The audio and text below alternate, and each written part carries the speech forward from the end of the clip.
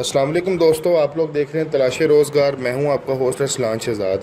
दोस्तों, तलाश रोज़गार में हम बात करते हैं जॉब्स के बारे में, बिजनेस टॉक्स के बारे में, एंटरप्रेन्योरशिप के बारे में। दोस्तों, आज हम बात करने जा रहे हैं बेसिकली अभी जॉब्स अनाउंस की गई हैं एफबीआर की जानिब से, फेडरल बोर्ड ऑफ रेवेन्यू की जानिब से। उनके बारे में बात करेंगे कि जॉब्स कौन सी हैं, उनमें अप्लाई करने का तरीकाकार क्या है और इसका जो स्क्रीनिंग है और जो रिक्रूटमेंट है वो कैसे होगी। तो दोस्तों, अगर आपने अभी तक हमारा चैनल सब्सक्राइब नहीं किया तो आपसे रिक्वेस्ट है काइंडली चैनल को सब्सक्राइब कर दीजिए और घंटी का बटन लाजमी दबा दीजिए ताकि नए आने वाली बेहतरीन वीडियोस आप तक पहुंचती रहें।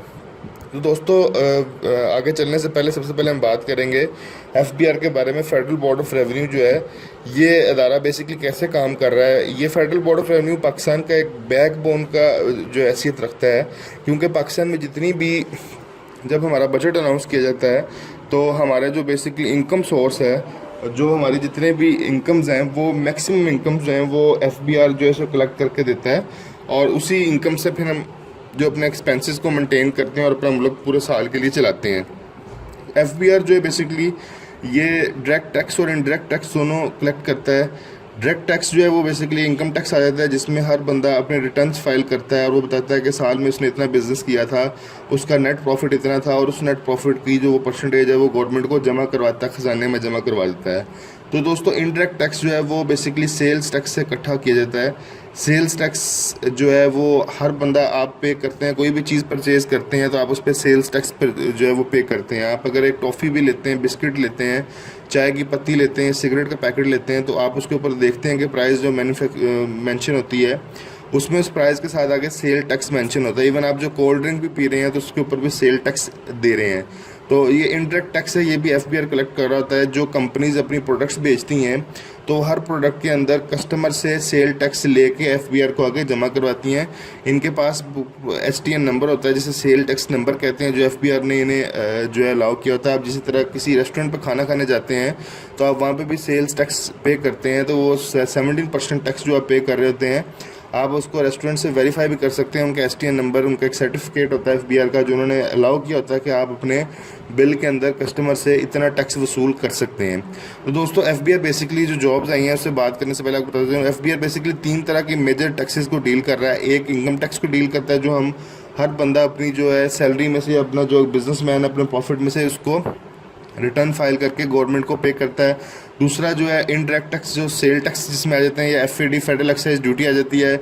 और तीसरे नंबर पर कस्टम्स होता है, जब कोई भी पाकिस्तान में इंपोर्ट की जाती है चीज़ तो उसके ऊपर कस्टम ड्यूटी लगाई जाती है, तो वो कस्टम जो है वो भी सारा एफबीआर डील कर रहा है। और एफबीआर बेसिकली जो है एक ये फेडरल अदारा है, ये रेवेन्यू डिवीजन के अंडर आता है और ये पूरे पाकिस्तान के अंदर आज़ाद जम्मू कश्मीर, खैबर पख्तूनख्वा, पंजाब, सिंध, बलूचिस्तान के अंदर इनके ऑफिसेज़ हैं, रीजनल ऑफिसेज़ हैं और ये तमाम चीज़ें डील कर रहे हैं। तो दोस्तों, ये इन्फॉर्मेशन आपके साथ शेयर करने का मकसद ये था कि आप इसके बारे में मालूमात जो आपके साथ शेयर की जाए। अच्छा, इन्होंने भी इसमें आवाम को फैसिलिटेट करने के लिए बहुत सारे पोर्टल्स बना दिए हैं।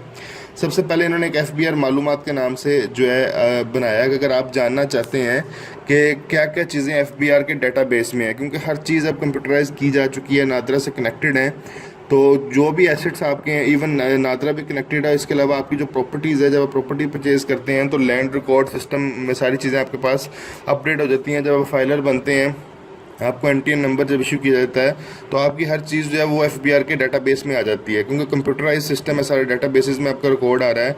तो एक इन्होंने पोर्टल बनाया है जिसे iris.fbr.government.pk कहते हैं और ये मालूमात 2.0 के नाम से है। इसमें आप सिंपली आप अपना यूज़र नेम क्रिएट करते हैं, यूज़र नेम क्रिएट करने के बाद से लॉगिन करते हैं तो एफबीआर मालूमात 2.0, इसमें तमाम मालूमात आपको बताई जाती है जो आपके पास आपके सीएनएसए के अगेंस्ट एफबीआर के पास मालूमात है। तो उसमें फिर आप उसमें एडिट भी करवा सकते हैं अगर आपको लगता है कि आपकी मालूमात गलत है या इसमें चीज़ें ज़्यादा ऐड की गई हैं जो आपके एसेट्स नहीं है, तो उसमें आप एडिट की ऑप्शन भी होती है। आप वो एक प्रॉपर चैनल के थ्रू उसको एप्लीकेशन दे के उसको आप कम या ज़्यादा भी करवा सकते हैं। तो इसके अलावा इसी तरह इनका एक बड़ा अच्छा पोर्टल है इन्होंने बनाया है इनकम टैक्स के लिए, बेसिकली जिसे IRS कहते हैं, सेल्स टैक्स के लिए ई फाइल के नाम से है, कस्टम्स के लिए ये इसे वीबॉक भी बोलते हैं, वीबॉक के नाम से। ये आपके सामने भी जो मैंने खोला है बेसिकली ये इनकम टैक्स के लिए IRS.FBR है कि कोई भी अगर कोई इनरोलमेंट करवाना चाह रहा है, रजिस्ट्रेशन करवाना चाह रहा है और वो ऐसे जो अनरजिस्टर्ड पर्सन है उनके लिए एफबीआर मालूमात एसेट्स के नाम से ये पूरा एक अलग से एक पोर्टल है। तो एक इन्होंने सेल्स टैक्स के लिए ई फाइल के नाम से अलहदा बनाया, ये मैं आपको सामने अभी शो कर रहा हूँ। कस्टम्स के लिए अलहदा है। इस तरह ऑनलाइन वेरिफिकेशन पोर्टल्स हैं और इसके अलावा भी इन्होंने ऑनलाइन पोर्टल्स बनाए हैं ताकि शहरी जो है उससे मुस्तफ़ीद हो सकें। तो दोस्तों अभी मज़ीद इसके आपको मैं फ़ीचर्स बता देता हूँ। ये भी इनकी जो ऑनलाइन सर्विसेज हैं, ये IRS ई पोर्टल है, ऑनलाइन वेरिफिकेशन है। इसके अलावा कंप्यूटराइज पेमेंट CPR इन्होंने शुरू किया, जिसमें कंप्यूटराइज पेमेंट रिसीट्स जो दी जाती हैं। IRS ADX एप्लीकेशन है इसमें। इसके अलावा जो पेमेंट ऑफ टैक्सेस जो आप ADC ATM मशीन या ऑनलाइन बैंकिंग से पे करते हैं, उसका एक अलग से पोर्टल है। ये तमाम चीज़ें इन्होंने जो है ना कस्टमर्स की जो है ऑनलाइन सर्विसेज प्रोवाइड की हैं ताकि कस्टमर इससे मुस्तफ़ीद हो सकें। इसके अलावा ये एक्सपोर्टर्स के लिए फाइलिंग, इलेक्ट्रॉनिक EGM फाइलिंग, इसके अलावा एक्सपोर्ट जनरल मैनिफेस्ट एक्सपोर्टर्स को जो फैसिलिटेट करने के लिए, इंपोर्टर्स के लिए इंपोर्ट फाइलिंग है। इस तरह तमाम rebate claim status, importers exporters business community को प्रमोट करने के लिए सारी की सारी FBR ने ऑनलाइन सर्विसेज दी हैं। तमाम की तमाम आपके सामने मैं शेयर कर रहा हूँ ताकि आपकी मालूमात में इजाफा हो सके। तो दोस्तों अब वक्त ज़ाया किए बगैर हम आगे मज़ीद चलते हैं और आपको बताते हैं FBR बेसिकली रीजनल इनके ऑफिस होते हैं और ये अपने रीजन में इनके ऑफिस हैं और वो अपने रीजन से टैक्स कलेक्शन कर रहे होते हैं। और ये मालूमात शेयर करने के साथ साथ अब बात करेंगे बेसिकली जो जॉब्स अनाउंस की गई हैं उनके बारे में बात करेंगे FBR की। तो सबसे पहले जो जॉब अनाउंस की गई है वो चीफ एग्जीक्यूटिव ऑफिसर की जॉब है। इसके लिए जो मिनिमम एजुकेशन है वो मास्टर डिग्री है। मास्टर डिग्री रिक्वायर्ड है बेसिकली पब्लिक एडमिनिस्ट्रेशन में, बिजनेस एडमिनिस्ट्रेशन, इकोनॉमिक्स या कंप्यूटर साइंस में। इसके लिए 20 ईयर्स का एक्सपीरियंस रिक्वायर्ड है और 5 ईयर्स एक्सपीरियंस जो बेसिकली वो मैनेजमेंट या डिसीजन मेकिंग का रिक्वायर्ड है। और इसमें आपका जो बेसिकली आपने एज अ CEO भी काम किया हो, इसको प्रेफरेंस दी जाएगी। और उसके अलावा प्रेफरेंस उनको दी जाएगी जो पब्लिक सेक्टर जो है पब्लिक सेक्टर या गवर्नमेंट सेक्टर में काम कर चुके हैं। इसके लिए excellent communication and presentation skills basically required हैं। एज लिमिट मैक्सिमम 55 ईयर्स की रिक्वायर्ड है और ये बेसिकली कॉन्ट्रैक्ट होगा 3 साल का। और इसमें जो आपको सैलरी दी जाएगी वो मार्केट बेस्ड कंपनसेशन होगी, जो मार्केट में एक CEO की सैलरी है उससे लिंक्ड आपको ये पे की जाएगी। इसके अलावा चीफ ऑपरेटिंग ऑफिसर की पोस्ट है। इसके लिए मिनिमम मास्टर डिग्री रिक्वायर्ड है business administration, public administration, economics में, ऑपरेशन मैनेजमेंट में। 15 ईयर्स का एक्सपीरियंस रिक्वायर्ड है। 5 ईयर्स का senior executive decision making position required है बेसिकली उसका। और ये बेसिकली अगर आपका एक्सपीरियंस है ICT जो इंफॉर्मेशन कम्युनिकेशन टेक्नोलॉजी रिलेटेड, तो इसमें आपको इसका बेनिफिट दिया जाएगा। मैक्सिमम एज इसमें रिक्वायर्ड 50 ईयर्स है और 3 साल का कॉन्ट्रैक्ट होगा और मार्केट बेस्ड सैलरी इसमें आपको दी जाएगी। इसके बाद CFO की पोस्ट है, चीफ फाइनेंस ऑफिसर की। मिनिमम इसमें जो क्वालिफिकेशन रिक्वायर्ड है वो चार्टर्ड अकाउंटेंट रिक्वायर्ड है या master degree business administration, public administration, economics, specialization in finance में ये रिक्वायर्ड है। 15 ईयर्स का एक्सपीरियंस रिक्वायर्ड है फाइनेंशियल मैनेजमेंट में, इन्वेस्टमेंट डिसीजन में और इसके अलावा फाइनेंशियल कंसल्टिंग में।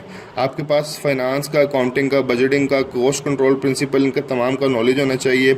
और अगर आपने एज अ CFO काम किया हुआ है तो आपको इसका जो है वो प्लस पॉइंट मिलेगा। इसके अलावा आप में एबिलिटी होनी चाहिए फाइनेंशियल डाटा और फाइनेंशियल रिपोर्ट, स्टेटमेंट्स, प्रोजेक्शंस को डील करने की। 50 ईयर्स तक इसमें एज रिक्वायर्ड है और ये 3 साल कॉन्ट्रैक्ट होगा और इसमें भी मार्केट बेस आपको जो है मार्केट में जो इस टाइम ट्रेंडिंग सैलरी होगी वो आपको ऑफर की जाएगी। CTO चीफ टेक्नोलॉजी ऑफिसर की पोस्ट है। आपने मास्टर्स किया हो कंप्यूटर साइंस में, सॉफ्टवेयर इंजीनियरिंग या इंफॉर्मेशन टेक्नोलॉजी में, 15 ईयर्स का आपके पास एक्सपीरियंस हो और आपके पास 5 ईयर्स का जो है वो एग्जीक्यूटिव लेवल का एक्सपीरियंस होना चाहिए किसी भी ऑर्गेनाइजेशन में। और इसके अलावा अगर आपका CTO एज अ CTO आप सर्व कर चुके हैं तो इसका आपको जो वो बेनिफिट मिलेगा या इसकी प्रायोरिटी आपको दी जाएगी, प्रेफरेंस दी जाएगी। इसके अलावा अगर आप मेजर ICT जो इंफॉर्मेशन कम्युनिकेशन टेक्नोलॉजी कंपनीज है उसमें अगर काम कर चुके हैं तो इसका आपको बेनिफिट होगा। आपको इन डेप्थ नॉलेज होना चाहिए वेब सिस्टम आर्किटेक्चर्स का, डिज़ाइन एंड डेवलपमेंट का और आपको कम्प्लेक्स प्रोजेक्ट मैनेजमेंट में भी एक्सपीरियंस होना चाहिए। इसके अलावा आपके communication skills, interpersonal and leadership skills जो हैं वो आपको इसमें प्रेफरेंस दी जाएगी। 50 ईयर्स आपकी मैक्सिमम इसमें एज लिमिट रिक्वायर्ड है। 3 साल का आपका ये कॉन्ट्रैक्ट होगा और इसमें मार्केट बेस आपको सैलरी ऑफर की जाएगी। इसके अलावा HR मैनेजर की पोस्ट है। मास्टर डिग्री रिक्वायर्ड है बेसिकली HR में या पब्लिक एडमिनिस्ट्रेशन में और आपकी HR स्पेशलाइजेशन होनी चाहिए। इसके साथ साथ 5 से 10 साल का एक्सपीरियंस रिक्वायर्ड है आपका HR पोजीशन पे और 2 साल का आपका एक्सपीरियंस बेसिकली रिक्वायर्ड है सीनियर HR मैनेजर में। और अगर आपने IT बेस्ड कंपनी में एज HR मैनेजर सर्व किया तो इसमें आपको बेनिफिट मिलेगा। और इसके अलावा आपको डेप्थ नॉलेज आपके पास होना चाहिए बजट प्लानिंग का, compensation, benefit, HR information system, ये तमाम चीज़ों का आपके excellent writing and analytical skills होने चाहिए, और इसके अलावा कम्युनिकेशन स्किल्स और बिल्डिंग रिलेशनशिप मैनेजमेंट ये आपकी बेहतरीन होनी चाहिए। 45 ईयर मैक्सिमम एज इसमें प्रोवाइड है, 3 ईयर्स का कॉन्ट्रैक्ट होगा, मार्केट बेस्ड कंपनसेशन आपको प्रोवाइड की जाएगी। इसके अलावा कंपनी सेक्रेटरी की पोस्ट है, बेसिकली चार्टर्ड अकाउंटेंसी इसमें या चार्टर्ड सेक्रेटरी रिक्वायर्ड है। बेसिकली कैंडिडेट्स जो है वो लॉ डिग्री भी अगर उसके पास है तो प्रेफर किया जाएगा, और वो सर्टिफाइड होना चाहिए कंपनी सेक्रेटरी बोर्ड से। इसमें 10 साल का बेसिकली एक्सपीरियंस रिक्वायर्ड है और 4 years as a company secretary required है। अगर कैंडिडेट के पास जो है वर्किंग एक्सपीरियंस है अकॉर्डिंग टू सेक्शन 42 तो उसको जो है इसमें प्रेफरेंस दी जाएगी। और इसके अलावा आपके excellent writing and analytical skills होने चाहिए, कम्युनिकेशन एंड इंटरपर्सनल स्किल अच्छे होने चाहिए, और आप में एबिलिटी होनी चाहिए कि आप मल्टीपल जो है वो डिमांड्स को चैलेंजिंग एनवायरनमेंट में रिजॉल्व कर सकें। मैक्सिमम एज में रिक्वायर्ड है 50 ईयर्स है, 3 साल कॉन्ट्रैक्ट होगा, मार्केट बेस्ड सैलरी आपको ऑफर की जाएगी।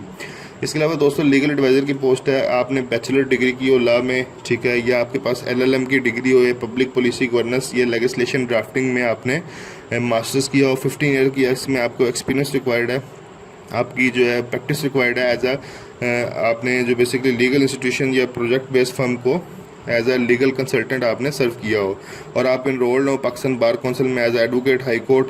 इसके अलावा आपकी जो एक्सपर्टीज़ हैं trade law, policy, rules and regulation, civil, corporate, criminal, revenue, tax and arbitration issues के अंदर आपकी प्रैक्टिस होनी चाहिए। इसके अलावा excellent written and oral communication skills होने चाहिए, उर्दू और इंग्लिश दोनों में, और अगर आपने किसी IT बेस्ड कंपनी में सर्व किया तो इसमें आपको प्रेफरेंस दी जाएगी। इसके अलावा आपके पास कॉर्पोरेट लॉ का नॉलेज भी होना ज़रूरी है। मैक्सिमम 55 ईयर एज रिक्वायर्ड है, 1 साल कॉन्ट्रैक्ट होगा, मार्केट बेस्ड सैलरी इसमें आपको ऑफर की जाएगी। इसके अलावा चीफ इंटरनल ऑडिटर की पोस्ट रिक्वायर्ड है, ये बेसिकली इसके लिए आपको मेंबर होना ज़रूरी है अकाउंटेंट, ये चार्टर्ड अकाउंटेंट का। इसके अलावा सर्टिफाइड इंटरनल ऑडिटर होना चाहिए आपको, सर्टिफाइड फ्रॉड एग्जामिनर होना चाहिए, सर्टिफाइड इंटरनल कंट्रोल ऑडिटर, या ऐसा कोई भी पर्सन जिसके पास मास्टर डिग्री फाइनेंस के अंदर है। इसमें 15 ईयर बेसिकली एक्सपीरियंस इसमें रिक्वायर्ड है। स्ट्रॉन्ग कम्युनिकेशन स्किल्स रिक्वायर्ड है आपके, आप कम्प्लेक्स सिचुएशन के अंदर प्रेशर में काम करने की एबिलिटी हो आपकी, और इंटरनल ऑडिट जो है इसकी भी आपके पास स्किल होनी चाहिए। 50 ईयर मैक्सिमम इसमें एज रिक्वायर्ड है, 3 इयर्स का कॉन्ट्रैक्ट है, मार्केट बेस्ड सैलरी इसमें आपको ऑफर की जाएगी। तो दोस्तों अगर आप इसमें अप्लाई करना चाह रहे हैं तो ये तमाम, पहली तो बात है पोस्ट इस्लामाबाद बेस्ड हैं, इस्लामाबाद हेड ऑफिस में बेसिकली, और जितने भी अपॉइंटमेंट्स हैं वो हर पोजीशन के अगेंस्ट की जाएगी। अगर आप इसमें अप्लाई करना चाह रहे हैं तो सिंपली आपने टाइप करना है गूगल पे जाके psw.government.pk जॉब्स, और वहाँ पे रिक्रूटमेंट कैरियर्स आप क्या करेंगे, अपनी CV को सेंड करेंगे recruitment careers 5@gmail.com पे, और ये आपने 7 जुलाई 2020 से पहले आपने इसको अपनी CV को सेंड करना है। और सेंड करने का तरीका करके अपने सब्जेक्ट में पोजीशन टाइटल लाजमी मेंशन करना है, जो आपके ईमेल का जो सब्जेक्ट होता है उसमें पोजीशन टाइटल लाजमी मेंशन करना है, और फिर आपको एक ईमेल की जाएगी जिसमें आपको बताया जाएगा कि आपका इंटरव्यू कब है, और शॉर्ट लिस्ट जो कैंडिडेट्स किए गए हैं उनको जो है उसको ईमेल के थ्रू उन्हें इन्फॉर्म किया जाएगा।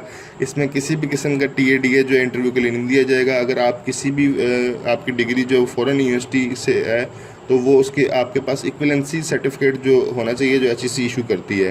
तो दोस्तों उम्मीद है कि आपको वीडियो पसंद आई होगी। अगर आपको वीडियो पसंद आई तो काइंडली इस वीडियो को ज़्यादा से ज़्यादा शेयर कीजिए, ताकि जो लोग बेरोज़गार हैं उनके पास इतना एक्सपीरियंस है वो इससे मुस्तफ़ीद हो सकें। तो दोस्तों नए आने वाली वीडियो तक के लिए आपसे खुदा हाफ़िज़।